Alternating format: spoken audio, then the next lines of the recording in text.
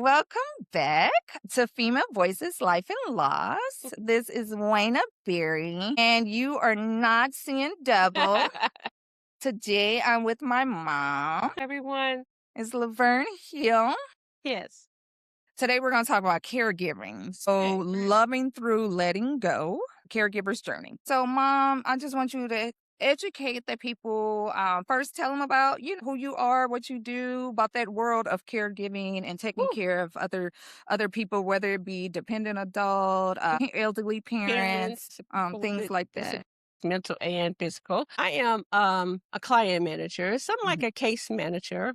I go to your home. I talk with you about assessing you on your needs. What's going on with you? What's your diagnosis? How are you feeling? What Mhm. you think you need help with? How does your family help you? And what can they do and what aren't they doing that you need help with? Because sometimes families can do so much and they do need extra help. Caregiver can be overwhelming. So I've been in this caregiving business over 10 years. I worked for the state. I was one of the assessors who would say, you said, hey, I think I need these services because my mom is getting some dementia or she can't really walk that well or, she had a stroke. So I'm going to come out to your home. We're going to talk. I'm going to walk through your home. I'm going to assess it for danger, make sure everything is safe, see what you need, see what her needs are, and have a conversation. I ask her a slew of questions. Say her who is We're just talking about a typical mom. the mom Or the dad, or the dad, or the or child that's taking the care of these elderly No, parents. first we're talking about the elderly parents. We're Okay, talking okay. to the elderly parents Mhm. because, you don't want to just talk around them. You don't want to forget them. This is Okay. their journey. We're going to talk to the person who needs the help. Do you ever take them to their side, like to the side, and just have a talk just to make Oh, sure I'm they're usually, getting what they need? I'm Okay. going to talk to the person who needs the help first. And I'm going to see what they're talking about, see what they're needing. Okay. And then I'm going to take their child, their friend, or whoever's there to support them. I'm going to take them to the side because elderly patients sometimes are in dementia, Alzheimer's, had a stroke, and forget some things. Because my mom, if you ever asked her, it was 1976. Anytime you asked her what day it was 1976. So I'm going to talk to them about what they expect, what they need. But I'm going to be keeping the family or the friend or whoever in this conversation as I'm assessing this need. In Missouri, to get help like this, you have to have Medicaid. So if you don't have it, I'm going to do that too. So full service though, right? Full So service. we're talking today about, personal things, sitting down with my mom, talking about love, talking about caregiving, talking about loss and what it means to show up for someone during their final chapter. That's hard. So let's back up, Mom, though. So take us back to when you first realized you were stepping into this kind of role for caregiving. When was the first time that you stepped into that kind of role of caregiving? First time I stepped into that role of caregiving is when I was pregnant with my daughter, Danielle. My dad had a procedure and he had to be homebound and we had to take care of him, clean him up, do everything for him. I think he had like a heart procedure. I was pregnant with Danielle. That was my first. And that was kind of rough because, when men, they get prideful. They don't want you to help them. They do want you to help them. And then they become big babies. It's hard for me to imagine. So that means you had to be like what, 20? 23. Okay, 23, and grandpa is what age at this point? He is 31 years older than me, so he was He was 20. getting up on that. He was 30 years old? Yeah. 30 plus He 31 years. 23. Yeah, he was 30. He's 32 years older than me. My mom's 31. So he was 32 years older than I am. For him still being kind of a young person as far as, he thought he was still that. That's kind of hard. And then men, they're so prideful about asking for help. But then when they down, they're like big babies. They want you to wait on them, hand it. Well, I need this. Can you give me that? No, So I don't true. like that. I need this. So true. And I'm pregnant at that time too. So it's like, So that's like kind of a similar thing because I was pregnant when I was taking care of Papa. Uh-huh. So Grandpa Smith, I was pregnant taking care of him. So I was older. Well, I She was was older. 41 pregnant.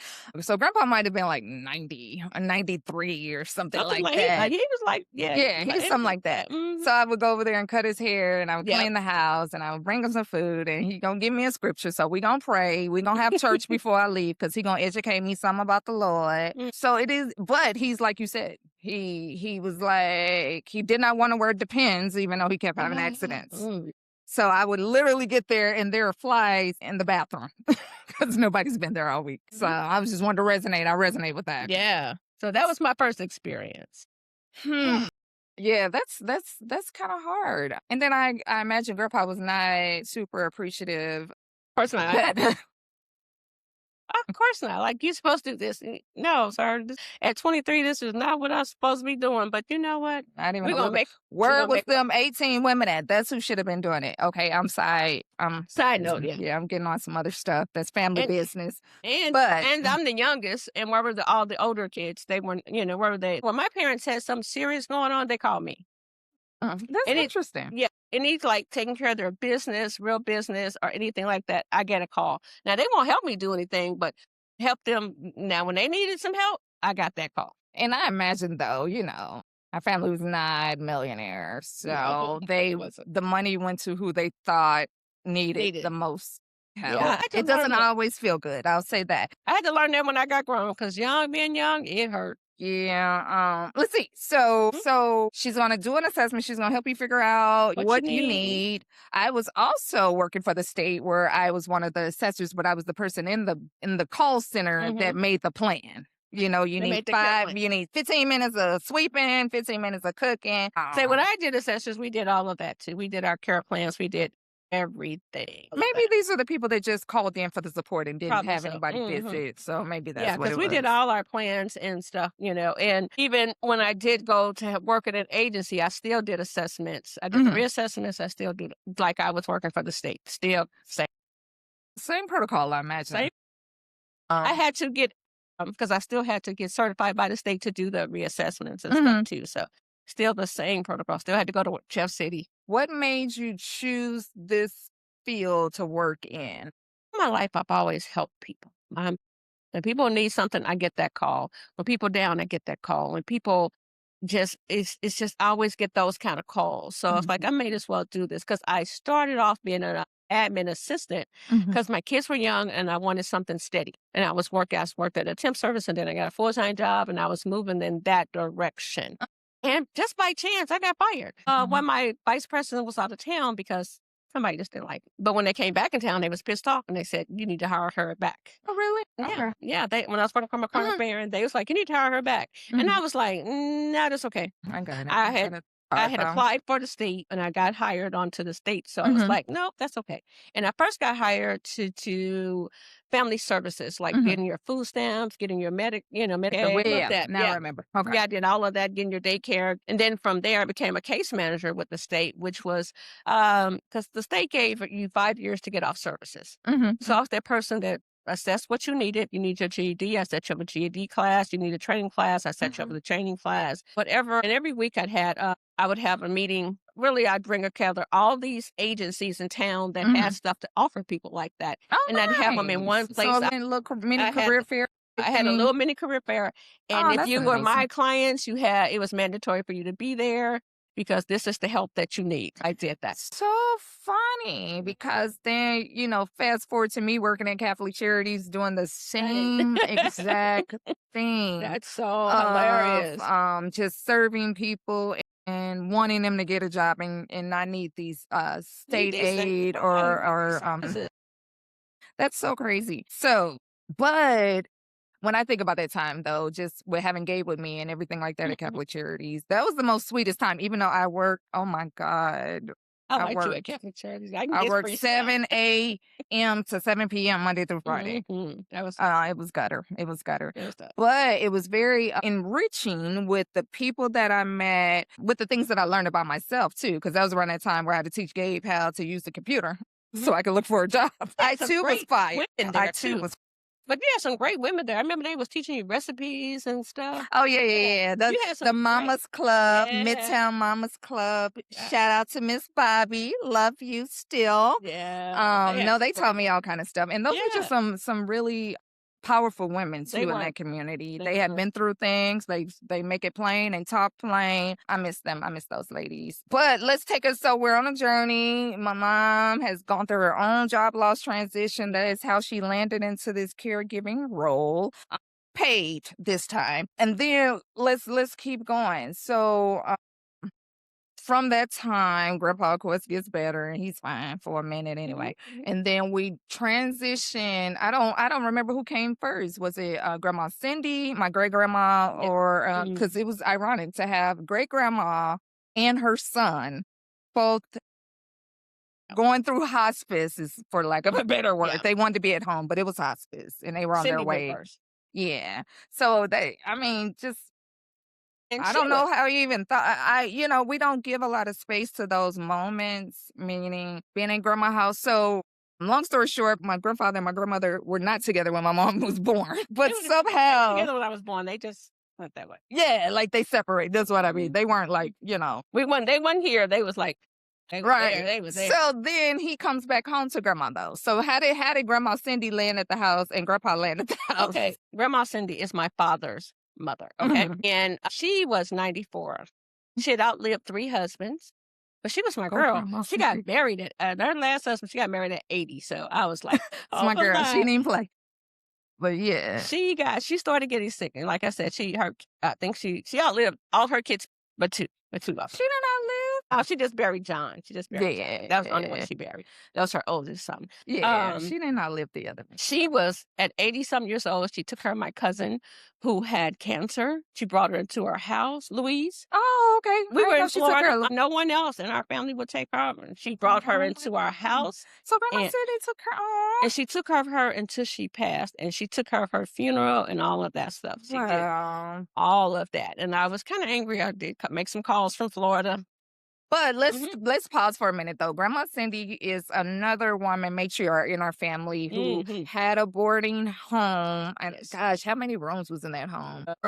5, 6, like 6 rooms, 6, 7, and then she had 2 rooms in the basement. So almost 10 rooms, Mhm. like almost. 3-story house, and yeah. It was a huge house. It looked like a castle. So all my friends called it a castle. But just thinking about this is kind of a little bit of the legacy that we come Mhm. from of a strong woman who outlived 3 husbands, who I don't even know how old she was when I was 5, but she made biscuits every day for me and my Oh, cousins and yes. and things And, like that. she's cooked from scratch everything, That was her everything. thing. That was her thing. And she makes stuff Like, I had never heard of. I mean, I would go to work with her, and she would make these dishes. I had been a, Black inner city child. I never heard of salmon display. Just she made it was beautiful. She made oh my gosh, she made some beautiful things. yeah. I just missed I was like, dang, I should have been in that kitchen. She still didn't get in that kitchen because Shorty is what I like to call my mother's mother. Yeah. She can make everything from scratch too. She learned from a lot that she Yeah. learned. Strong women. Oh, wonderful. She So I just wanted to give a little bit background about mhm. Grandma Cindy and not pass by her because she was a strong woman in our family and she She did was try to a matriarch. She provide. provided. She Yeah. put her house up when people went to jail. She provided food. She bought cars. She bought groceries. She paid bills. Yeah. She So was let's just awesome. I let's love it. let's get to, how did that look with Grandma Cindy and who's laying in a hospital bed next to her son, who are both living in my grandma's family room. Bless them. So we were in Florida, Mm-hmm. and she went down, and they took her out to mom's house, and she hated it. And we came up. I told them I'll be up in October. We came Mm-hmm. up for a couple of weeks so I could take care of her. Mm-hmm. So I Okay. came up to take care of her, and she talked to me. She took her med. She didn't because Mhm. we're gonna even go. It's not worth it. It's not worth But it. I want to But talk about your yeah, I'm just saying. transition So of coming to leaving Florida, Florida to take care of your grandmother. I left. Then we went back to Florida. But then when my dad got sick, we went back because we were just here for a couple Mhm, of weeks, and then mhm, she passed, and we came back for her mhm, funeral.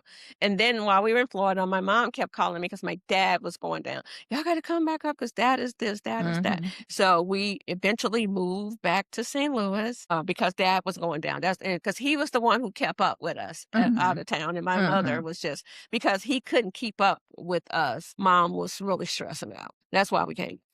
That's why we left Florida. So I remember I have a limited memory of Mhm. both of them being there, They were there for a minute. but I am not a person who knows anything about CNA work or anything like that. Right. Bless, I tried. Uh, My uh, grandmother passed. My dad went down. We mhm. tried to get my mom help. I said, "Mom, I'll pay for an aide. I'll pay for the nurse." My mother quit her job. Oh, I thought she retired. She quit. She quit to take care of him. Okay. She brought him back into her house, Mhm. and that's how she got bad. She took care of him for 10 years of the last 10 years of his life, and neglected herself. She made sure he Okay. had his doctors, made sure he had his food. She made sure she bought a car so that people could take her around to take him to his doctor's appointments Okay. and get Okay. everything because she never drove. That's why she bought the car so she could make sure dad got all the stuff that he needed. Tell Yeah, you, that is a strong woman it because they was were not together for at least 20, 30. 25 years. But so emotions, feelings, what's happening for you around this time where both are there and life still has to happen at this. Like, and I'm still got to work. I still got to you kind of compartmentalize. I mean, through this, I got to work. Still got kids I got to raise. I still got to be there for my mom and then help with my dad. It Mhm, was, mhm, you mhm. just kind of, and yeah. And then we moved. You went to college and I moved to a house in Florissant. And we had left for a while. Me and my Danielle had left. We moved to Mm, California because he stabilized again. We mhm. moved to California and I kept hearing guys say, move back, go back home. And I was like, what am I going back home for? I don't want to go to St. Louis. I'm in California. I want to go to St. Louis. And then I came back and found out how bad my mom was. And Mhm. so I had to just reconfigure my life. I had to take her in my home. I had to put some strategies to protect her and her assets. It was a lot. It was a lot. And so, what were some of the hardest moments during that? The hardest one was at first because my mom is such a mom and she wanted to make sure everybody else is okay. I remember once her gas was off. I bought her a space heater. My oldest nephew bought her a blanket, a heating blanket, Mhm. so that she would be good. I come over there from work and she's sitting in the back with just this heater. No, I go, Mom, where's your heating blanket? Well, I gave it to the kids. I said, okay, get your shoes on.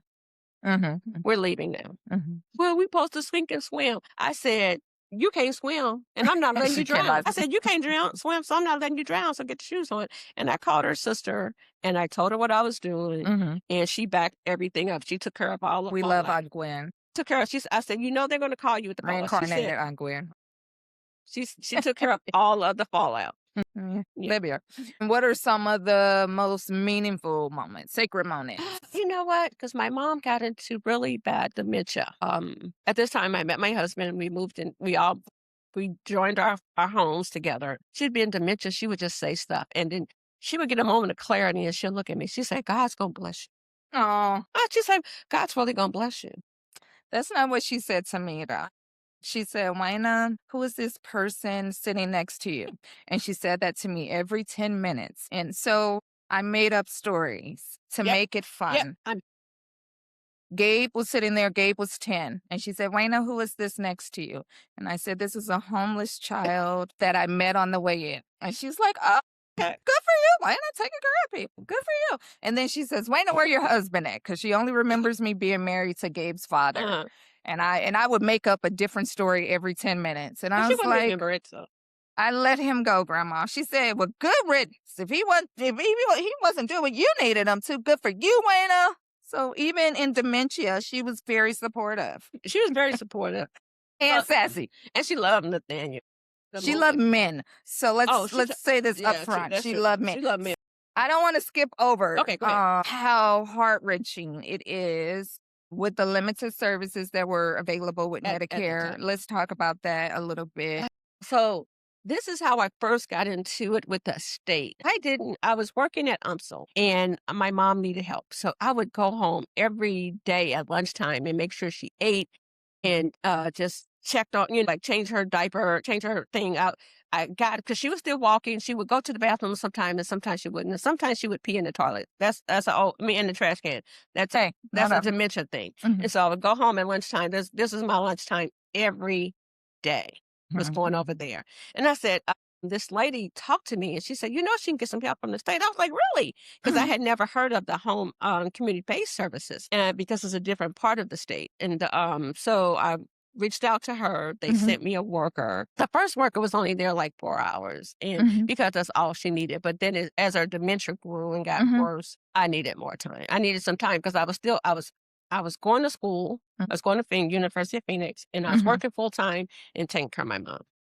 I Yeah. don't even know if I slept. I don't even remember sleeping back then. Yeah, those and so just thinking about somebody, being a caregiver, they're trying to manage all the things, right? Yeah, And it's their life. then you have to come down to the hard decision. So I remember just talking to one of my friends, Gregory, about, that my grandmother's in a home. And so Mm. he said very judgmentally that, well, when my grandmother was sick, we all took turns That was nice. taking care of her. That was nice. But it's 11 of them. Oh, He has 10 siblings. And I don't know that all helped. And I don't know what bothered me about the comment was that he never asked anything about about the situation. He just made a judgment that helped, like, oh, why would you put your grandma in a home? And I was just like, my grandma was 4'6" and she was like 300 pounds. We could not move her. She's yeah, dead it weight. was bad trying to go get her to the But doctors. Me and my husband, I have a part of my back now that I threw out because of her, yeah. but going to a home because she needed more care. I was Speak to that part just because she about needed more making that care. It was decision and how hard. hard. It Yeah. was very hard, and I Mhm. had to. And at the same time, this part you don't know Mhm.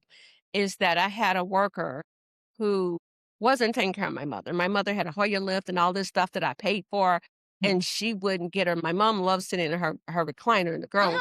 And so Nathaniel called her LZ. And then I come home because I'm working for the state now. I'm Mhm. doing assessments. I come home. This girl is heating up a bowl of can of soup on a paper plate in the microwave. Now Yeah, I that's what had that's bowls, about. I Yeah. had soup, I had everything my mom needed. I made sure Mhm. every month I just stocked her up. Mhm. And so I Mhm. called the agency and said, "Hey, is this what y'all teaching?" Mhm. So she got mad because she got in trouble. So she hotlined. Okay.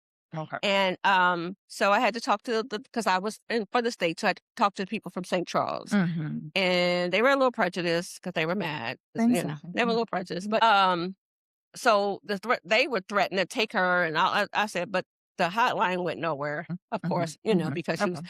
That's I hired my husband's sister to come Mhm. because I Okay, had to I be at work remember. at 7. She came in the morning, and then she would come back at 3 and be there till I came home, just to make sure she had coverage. But my mother couldn't walk; she was bedbound. She didn't go Yeah. nowhere. Yeah. She was good watching her TV and having her Pepsi. As long as she Yeah. had them, she good. So Yeah, no, it I was a just hard. want you to give, and then so just think about people who are in that same season, Mm, where where there's not enough resources. it's not. Medicare only pays for X amount of hours And Medicaid only pays for so many. to the workers too. So, both things that people in this season need to look for. You need to look for a worker who's in this kind of business. Anytime you're in this business taking care of people, it's got to be something in your heart for people. Mm. If you're here just, oh, because I just need a job and I don't have to have all these wonderful skills, they're not going to be good workers. They're going to not show up. They're going to they're going to come and sit down and watch TV and be on their phone. I go through that now, but they're Mhm. going to be on their phone. So you need a worker who has this heart for people, who's Mhm. really wants to make sure that people are okay. Mhm. Those are the workers, and you want to pay them. You don't mind paying them because they show up, they Mhm. do the job. They usually become part of your family. They I'm become part of good. families, and we become part of their families too. Mhm. Because when our clients pass, I go to the funerals, I go to the repasts. I'm there. I'm showing up because she wasn't just a client. I want the family to know that she wasn't just a number for us. So that's important too. And thinking about that, let's speak to how you support those with you being a minister as well. Oh So yeah. just speak to some of that as well. Almost every day.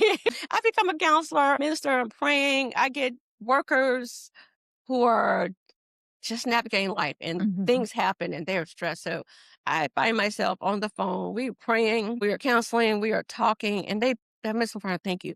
And I think I was put in the position that I am now for these seasons that right here. Mhm. I wind up praying for people in my office. A Mhm. young lady was going through something. She said, "Miss Laverne, can I talk to you?" And I was like, "Sure." We wind up praying about things, sickness, ever. And being a minister, you have that heart for people already.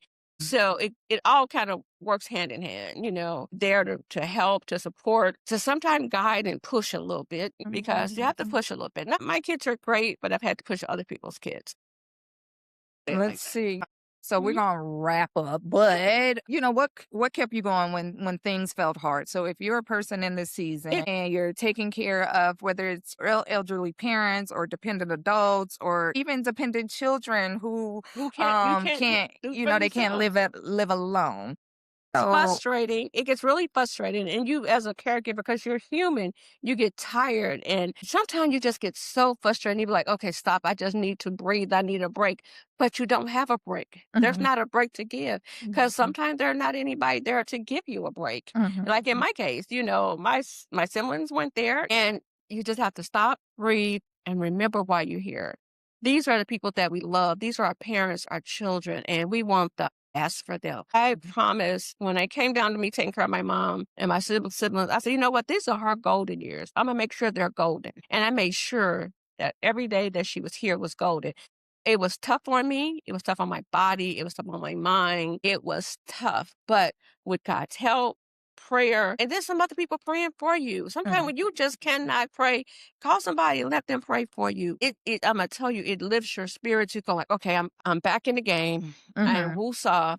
I'm ready to continue this journey. Are there respite services and things like that that people can call on that, Yeah, they may not get? I don't remember how many they get in those little it packages and programs and things don't like get a that, lot of but hours of respite, but you can get respite services. Respite is there to give the caregivers a break. Like, it may be just an hour for somebody else to come and sit with your son or your mom or your daughter or your mhm, dad. They come and sit while you just go get your nails done or run to the store. And mhm, and sometimes it's 2 hours. You get the 2 hours, you're good. You can just go in the room and woosah, take a mhm, nap. Somebody else and they just gonna sit there and talk to your mom or maybe take them for a walk or whatever mhm, that or your dad or whatever they need. Whatever they wanna do, they're gonna sit there with them. And that helps a lot of caregivers. Also, there are mhm, caregiver communities. Like if you go online, you'll find groups of caregivers that will help. That wasn't in my time, but they're there now. They help each other to encourage each other. mhm, They share stories and then they share stories of how they got past this moment. mhm. It could be just a moment sometime. And you know Okay, how you good. got past this moment. And they're there to support each other because caregivers do need that support. And then it's like she said, the hard decision is, do I put my mom or my parent or my person in a nursing facility? When they start needing 24-hour care, even if you do not work, you cannot give that. You'll probably pass out before they pass out. So Mhm, you can't help anybody when you're broken. So when you put them, when you make that decision, it's hard because my mother, when I pulled up, she said, "This is a nursing home, ain't it?" Because I told her we was going to a doctor or something. I don't know what I told her. And I said, "Yes, ma'am." And she said, "Okay." And then when she got there, she liked it because she wasn't by herself all day. She mhm. got to be around other people. And Yeah, that's a that was different the side. thing. Yeah. She got to be your parent is the home with you all day. But when they go to a nursing home, there's other people, others who are in dementia, others in Mhm, wheelchair. They sing songs, they have church, they have things for them to do. It's especially if you get the right one. It is a really my mother really enjoyed her time there. And that made me feel it takes something off of you. You don't feel so guilty. You don't feel like you're just mhm. this bad daughter, you know. But I knew I couldn't do it by myself anymore. And grandma sassy. So what she told me, Wayna, I need them to put me in a room with a man. Yes, she did say that. And She did. anytime I came in, she had her leg out up under her blanket to let them know that she was ready and she stays ready. She stays ready. Yeah. She had a She's super roommate, spicy. and I'll never forget Miss Annie. Miss Annie, she was a little old lady, and she would tell you that I'm a church lady, and then curse you out. And one day she was being too loud. My mama told her to stop all that noise, and she told her they both was going to kick each other's butt. Neither one can stand, but they're going to kick each other's butt. And my husband was there, and that lady said, "I'm gonna do something," and my mother said, "I'm gonna kick your butt," and looked at my husband and said, "And you gonna help." That's the role in our family though. And So if Nathaniel just I'm said, upset, we're all upset, okay? If Nathaniel I said, fight, we're all Oh, fighting. Nathaniel said, "Yes, ma'am. Yes, ma'am." It And was it never went of anywhere. course It's so they just hilarious. fussed and but you know what? Her family, Miss Annie's family, really appreciated my mom because she'd had other roommates before my mom Mhm. came, and nobody could be in a room with her. And they said my mother was her last straw. If she couldn't be in a room with her, they was gonna have to pay or a private room. So when they would get to cussing each other out, she would get to cussing my mother, just tell, shut up. And I told him, I said, my mother is going to be okay with her. She'll be okay with my mom. Grandma can hold And they was on. like, they kept saying, are you sure? You sure? And I was like, oh, yeah, she could have cursed her back out and told her to shut up. And that's what she did. She told her to shut up and everything. She didn't mind. But but then she looked for it when she wasn't in her room. You know, they were funny together. Yeah, my grandma's funny. One of my funniest memories of her, because she would call me, we had Jesus. Every Saturday for a year, we had to shop from 8 to 5. She was my part-time job. Pregnant and all, newborn and all. She could care less. But one day she wanted something to eat, and she called my cousin, who's my brother, John. She called John and said, John, bring me something to eat. And so John called me and was like, Wayna, go take mama something to eat, because that's what he called our grandma. And I said, she called you because she wanted to give me a break. That's why she called you. But I took her something to eat anyway. So to my grandmother, my mother is her youngest child who doesn't cook. And so I'm to grandma. Yeah, well, when I had my grandma, I didn't cook. Grandma looked at me in the same light. So I brought her some food and she side-eyed me. And she did, I like to call it what my stepson Charlie would do, like a half of a half of a half. And she's like, she did that to me too. And then she looked at me and she said, you cooked this? And I said, yeah. And she was like, okay, I guess it's good. She did that to me. Okay, low key, I didn't cook that night. It had cooked. I just said it so she could just stop. Oh, she did so that she to wouldn't me. do that anymore. That's why I said it. She did. But my ex-husband cooked. What did he cook? He was very, very good at, different little things like barbecue and stuff like that. He would make very good steak and very good baked chicken. Yeah. And so he made baked chicken and some baked potatoes, and she was fine. But she side-eyed me up until she tasted it, and she was like, I guess. I guess it's a pass. That's all I can hope for, actually. I'm probably going to get that way when I get old, too. She does that now. I don't know why she's lying. But let's move on. Okay, we got to wrap it up. Okay. So we're thinking about, were you grieving grandma before she passed? So we're talking about the anticipatory grief of knowing, this is kind of the final days of our parents, knowing it's coming. Winter's coming. With my mom, her passing was just kind of a sudden, because she didn't take a lot of medicine. She didn't have high blood pressure. She just took Alzheimer's dementia pills. And that was usually it. And she could eat anything she wanted. She didn't have low sugar. She didn't have diabetes. She didn't have all those things. Which is amazing. Yeah, it was really great. It was really great. And so she got sick and had to go to hospital. And she kept telling me she was ready to go home. Okay. And I'm like, so okay. They do know. So I'm thinking that she's coming home. She's ready to come home. But so grieving, I guess I got used to her being there and doing all these things. It was just part of for 10 years I had my mother.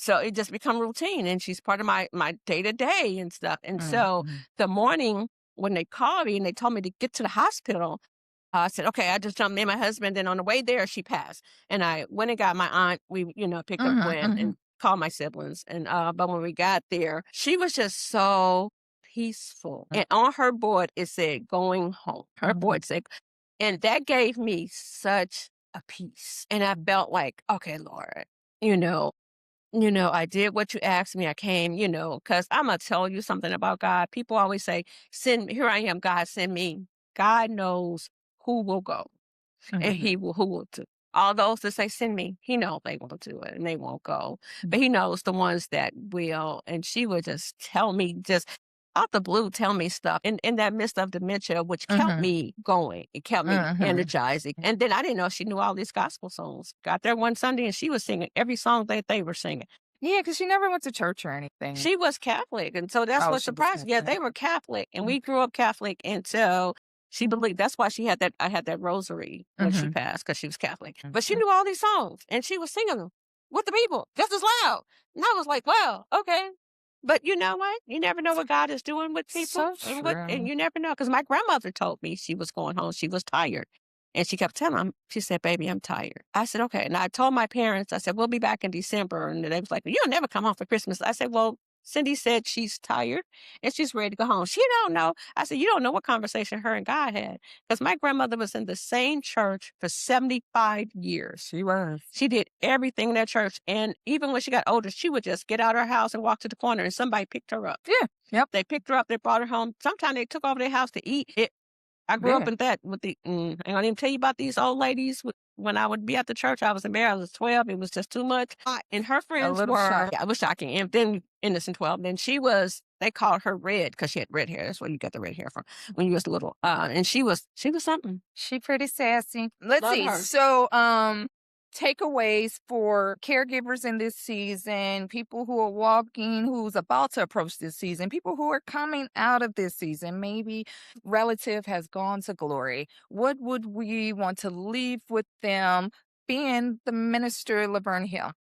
Okay. Did the minister Laverne Hill, but being a daughter that's walked through that and knowing that they have gone home to glory, it is a peace on you because you know you did your job. You know you did not neglect them. You leave them to the curb.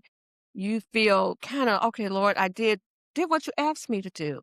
And that's what they should take away from that they actually help their person. I'm going to say their person because it'd be child, Mhm. daughters, their person have a better life. And, you want a better quality of life until you leave this earth. And if you can give somebody their last few years or whatever a better quality of life, not that it's, begrudgingly and anything, because I went through all the begrudgingly, went through all the fussing.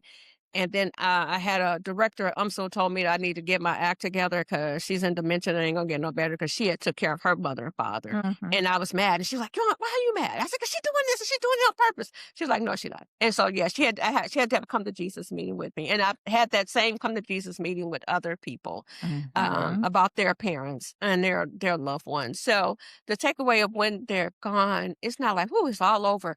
It's like, no, I did my job. I Mm. gave them the best that I could do. Long as you're doing the best that you could do for your person that you love and you're trying to make their life as easy and as golden as you can, you are blessed. And God sees that, and believe me, He touches your life. He moves some things out the way that you didn't even understand were there. You got some positions that you didn't wasn't even qualified for.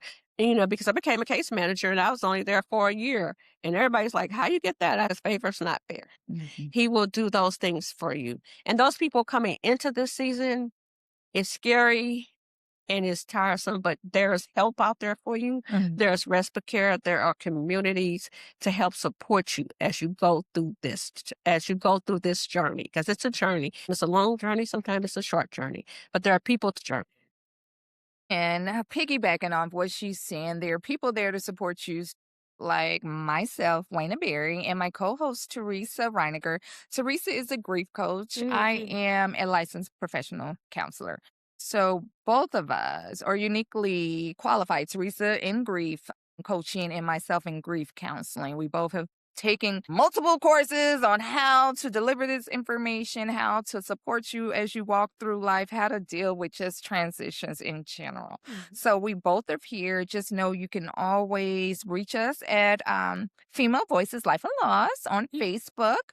So please inbox us. Let us know if this resonates. Let us know if it doesn't. We'll take all constructive criticism, but just connect with us. Share this with somebody who's in this season, and we're here to support. Can I So say one thing about that? I didn't have that in my season, but going through these seasons I've been going through these last few years, this young lady, when she shared her journey and things that she put on Facebook, helps resonate with me so much that I share some things that she said with other people. And I've told people about counseling. I have young people, I said, well, my daughter's a counselor and she's good with young people, teenagers and things. So I'm spreading that word with you guys too, but because it helped me. I'm just going to tell you just from my own personal point of view, just it's helped me. So parents, we can learn from our children. I learn things from Gabe all the time, and then I have to apologize for things all the time. So, Mhm.